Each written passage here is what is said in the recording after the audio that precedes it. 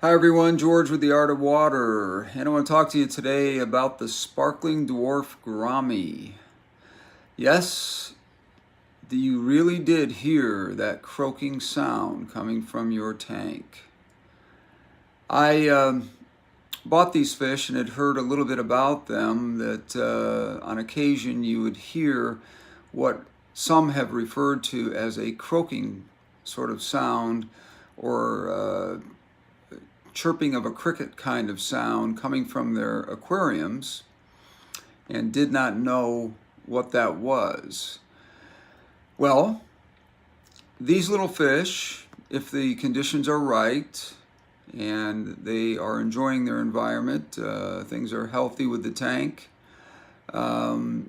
they will actually make what I refer to as a croaking sound, a cricket sound, or a sound that is very much along those lines.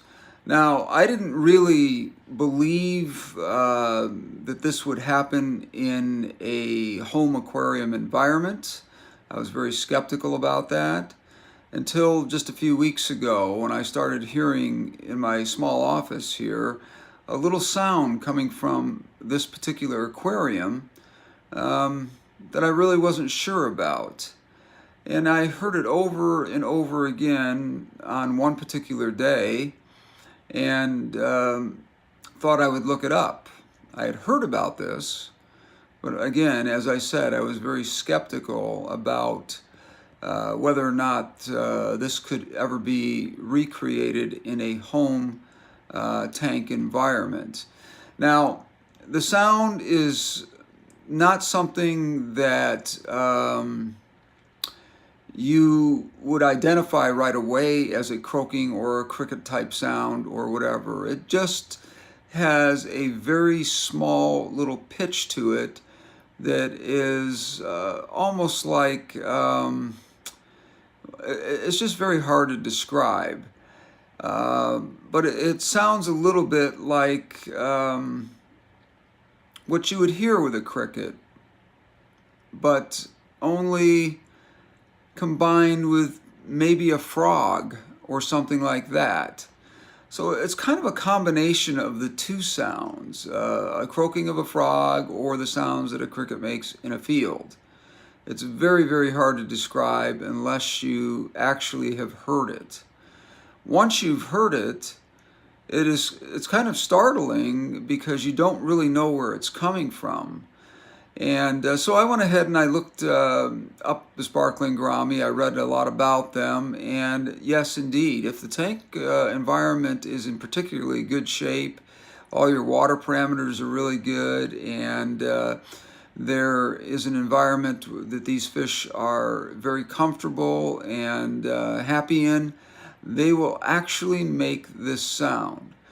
Now, why they make this sound, no one really knows 100% why they make this sound, but it has a lot of experts believing that the sound is a sound that is made sort of as either a mating call or a communication call to other dwarf gouramis that may be in the same tank, calling out to them.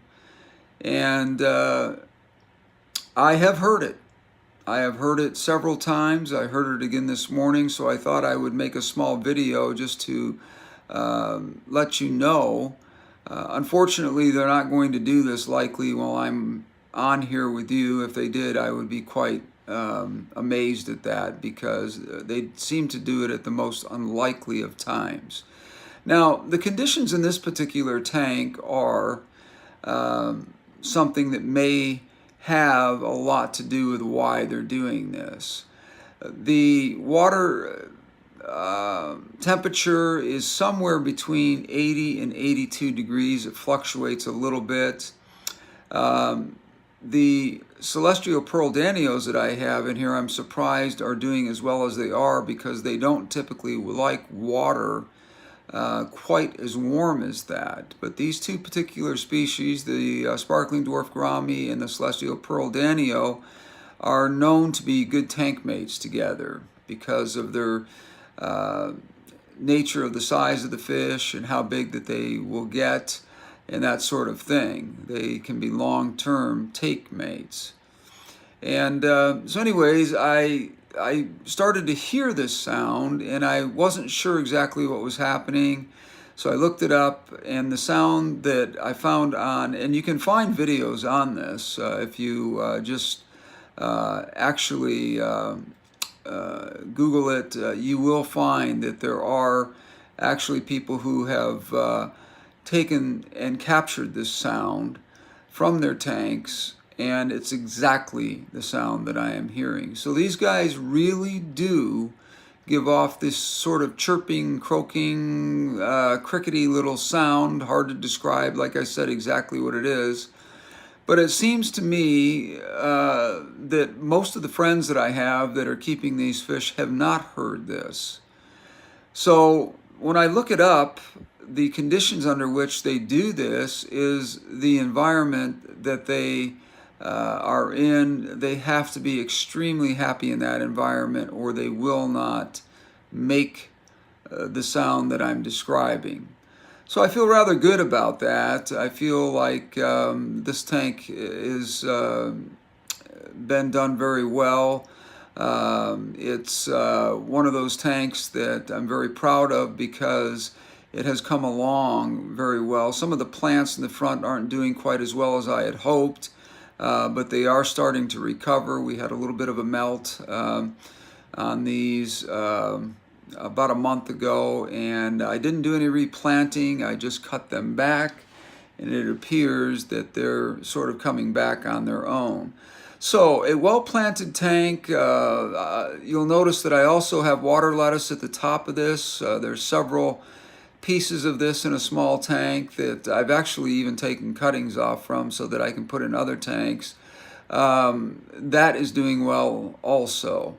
Now, I think the reason why the temperature in this tank is as high as it is, because I've only have the thermostat or the heater set at approximately 78 to 79 degrees, which is ideal for the celestial pearl danios and the gouramis. They both will thrive in that environment. But because I have a cover on this tank, I believe that there's a couple more degrees that are being added to this because it's keeping that heat in based on the light and the cover itself. So yes, if you want to get this particular species of fish for a nano tank, they're absolutely amazing fish. They are they're beautiful to look at. They're beautiful to interact with. They're very out in front of your tank, always active, and really thrive in a small environment like this if the conditions, as I said, are right.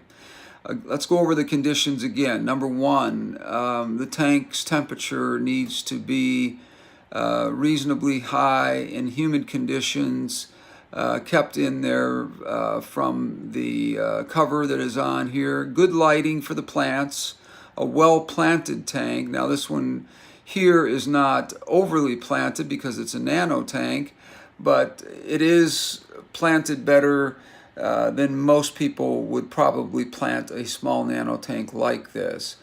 I have found that, again, that these fish are doing extremely well in this small tank based on what I have put together here. Now, much of it was accident. The water lettuce was a secondary feature that I added because I read a little bit about how the danios and the gouramis both sort of like shaded areas where they can hang out away from the lights and sort of get away from the other fish if they want to.